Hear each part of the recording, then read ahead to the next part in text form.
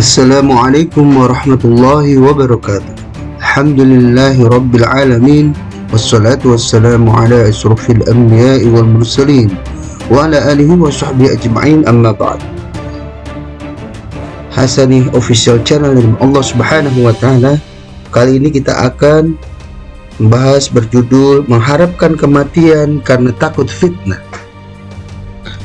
Abu Hurairah berkata bahwa Rasulullah Shallallahu Alaihi Wasallam bersabda, tidaklah hari kiamat itu terjadi hingga ada seseorang yang melewati kuburan saudaranya lalu mengucapkan, andai saja aku yang menempati tempatnya ini.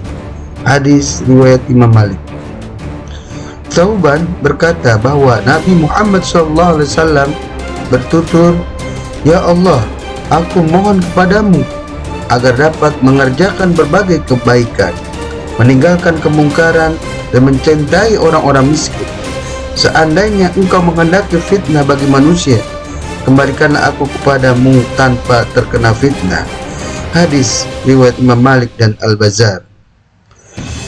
Umar radhiyallahu an bertutur, ya Allah, kekuatanku telah melemah, usiaku pun telah semakin tua, sementara rakyatku telah menyebar. Oleh karena itu, kembalikanlah aku kepadamu tanpa disia-siakan dan dihinakan. Belum juga bulan itu usai, beliau telah meninggal. Hadis riwayat Imam Malik. Ulaim Al-Kindi bertutur, saya pernah bersama Ubay Abbas Al-Ghifari berada di tempat yang tinggi. Lalu dia melihat suatu kaum berlarian menghindari penyakit ta'un. Ia lantas berkata, wahai penyakit pes atau ta'un, jemputlah aku bersamamu. Hal itu dikatakannya sebanyak 3 kali. Kemudian Ulaim bertanya kepadanya, mengapa anda berkata seperti itu? Bukankah Rasulullah SAW telah bersabda, tidak pantas salah seorang di antara kalian mengharapkan kematian, karena pada saat itu kematian terputuslah semua amalnya. Akan tapi jangan pula kalian lari atau menolaknya apabila apalagi sampai mencelaknya. Lebih lanjut, Ulaim menceritakan bahwa Abu Abbas berkata, tidakkah anda mendengar Rasulullah SAW pernah bersabda, bersegeralah kalian pada kematian karena 6 perkara. Karena kekuasaan dipegang orang-orang bodoh, karena banyaknya polisi, karena diperjualbelikannya hukum, karena diremehkannya darah, karena diputuskannya silaturahmi, serta karena dijadikan Al-Quran sebagai seluring oleh sekelompok manusia, yaitu mereka menampilkan seseorang untuk menyanyikan Al-Quran bagi mereka. Padahal ini adalah seorang yang paling sedikit pemahamannya terhadap Al-Quran.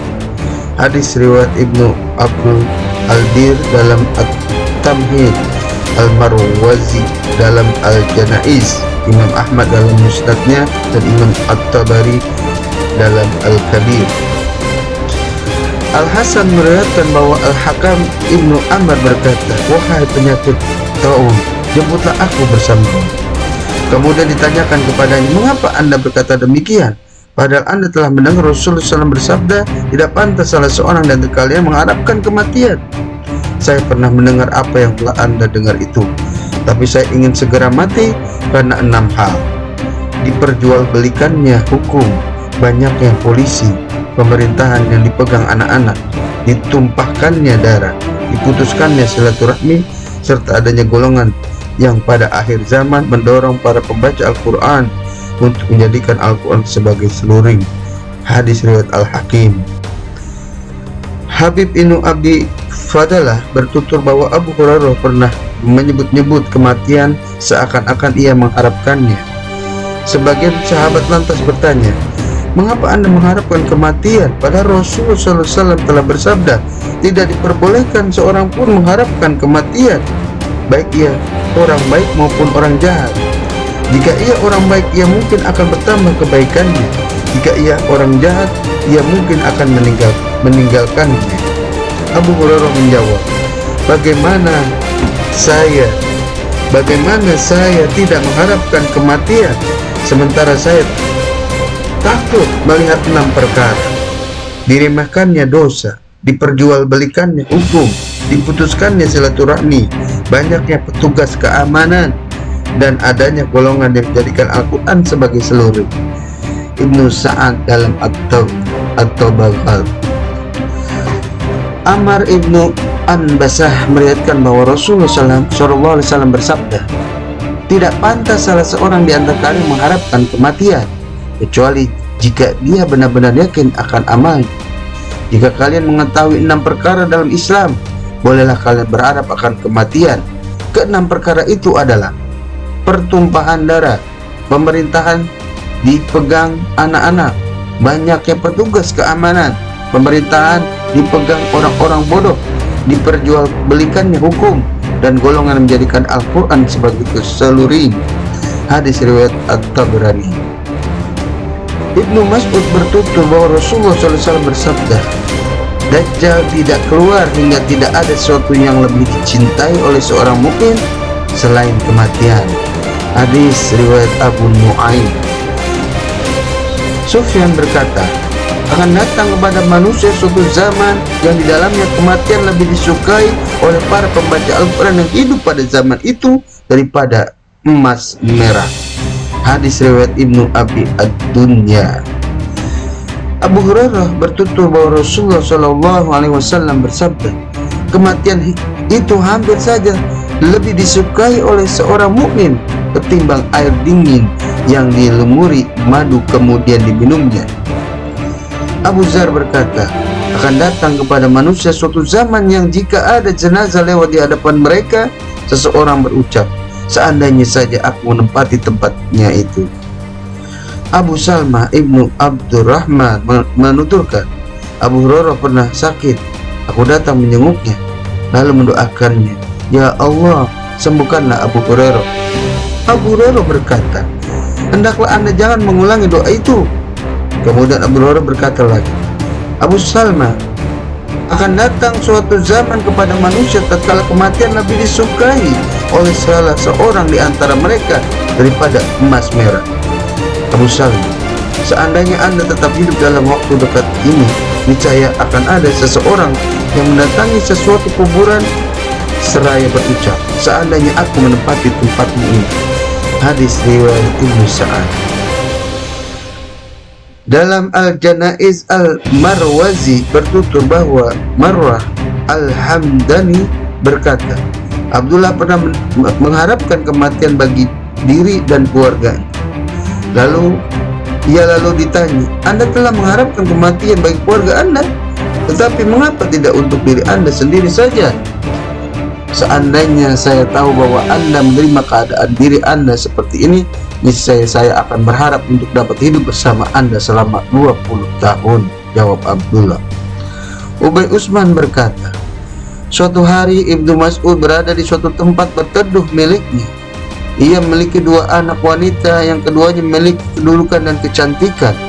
Dari keduanya ia mempunyai anak yang baik. Tiba-tiba saat itu ada seekor burung berkicau di atas kepalanya, sementara perutnya dihinggapi rasa sakit, dan ia pun menekan-nekan perutnya itu dengan tangannya. Ia lantas berkata, 'Kematian bagi keluarga Abdullah.'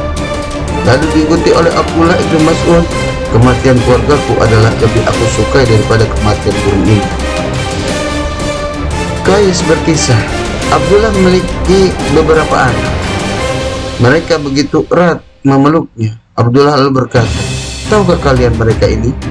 Mereka ini bagiku adalah lebih baik mendapatkan kematian daripada jumlah mereka yang banyak ini." Al-Hasan berkata, "Sesungguhnya negeri Mesirmu ini terdapat seorang ahli ibadah. Orang tersebut suatu saat keluar dari masjid. Ketika meletakkan kakinya di atas kendaraan, datanglah kepadanya malaikat maut. Ia lantas berkata kepada malaikat itu, 'Selamat datang, saya benar-benar telah merindukan Anda.' Akhirnya malaikat itu pun mencabut nyawanya."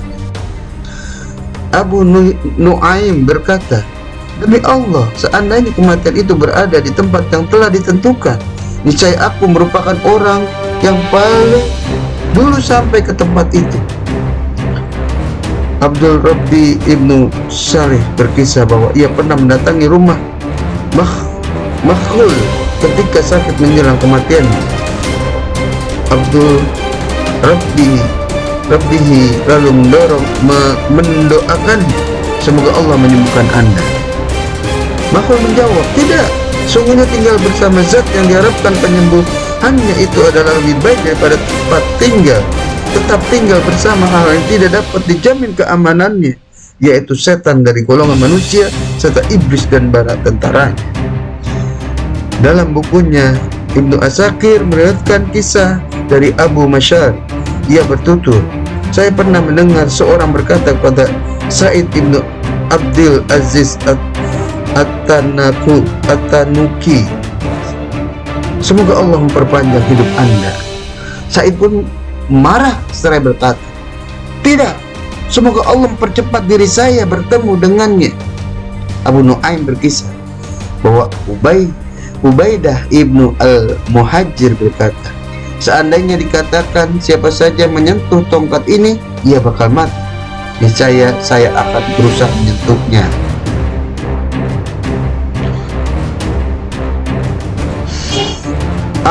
Abu Abdillah As-Sanabahi menuturkan, dunia ini mengajak kepada fitnah, setan mengajak kepada kesalahan, sementara pertemuan dengan Allah adalah lebih baik daripada tetap hidup bersama keduanya. Ibnu Abi Ad-Dunya berkisah bahwa Amr Ibnu Maimun tidak pernah mengharapkan kematian. Ia menuturkan, saya mengerjakan surat ini dan itu setiap hari. Kemudian datanglah Yazid Ibnu Muslim berkata kepadanya, meskipun Yazid sempat menyusahkan, tapi akhirnya ia mau menerimanya. Saya berdoa, ya Allah, pertemukanlah aku dengan orang-orang yang baik, dan jangan engkau pertemukan aku dengan orang-orang jahat. Ummu Ad-Darda berkisah bahwa jika ada orang meninggal dalam keadaan baik, Abu Ad-Darda berkata, semoga ketenangan selalu menyertai Anda, seandainya saja saya menempati tempat Anda itu. Ummu Ad-Darda kemudian menanggapinya. Abu Ad-Darda lalu bertanya, engkau ini bagaimana?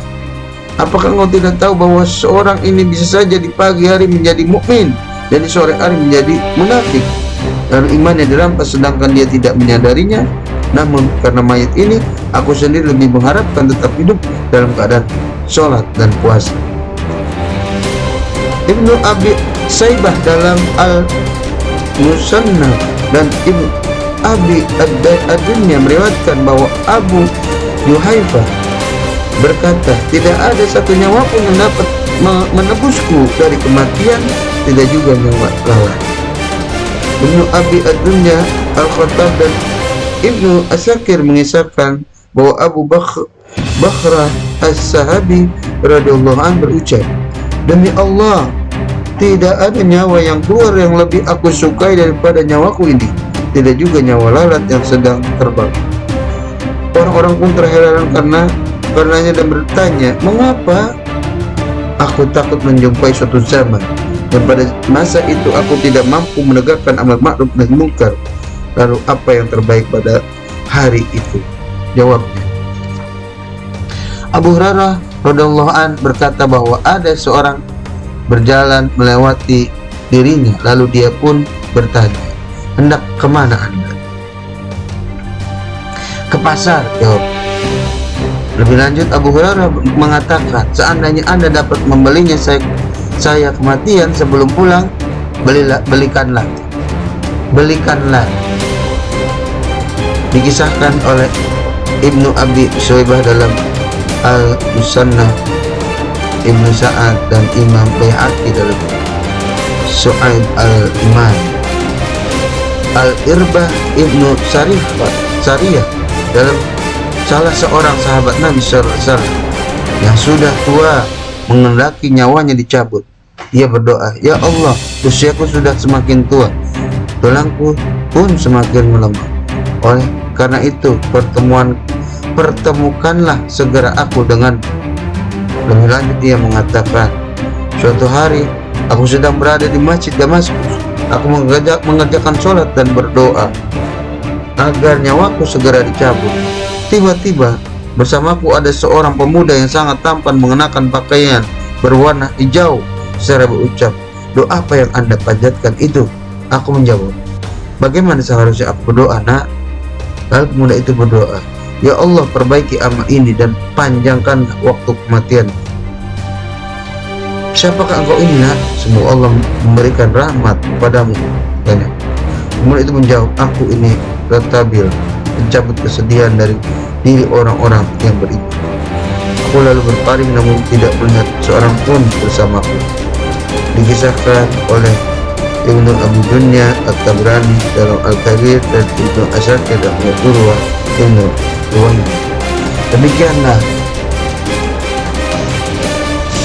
yaitu terkait bahwasanya mengharapkan kematian karena takut fitnah banyak dikatakan oleh para sahabat Rasulullah SAW.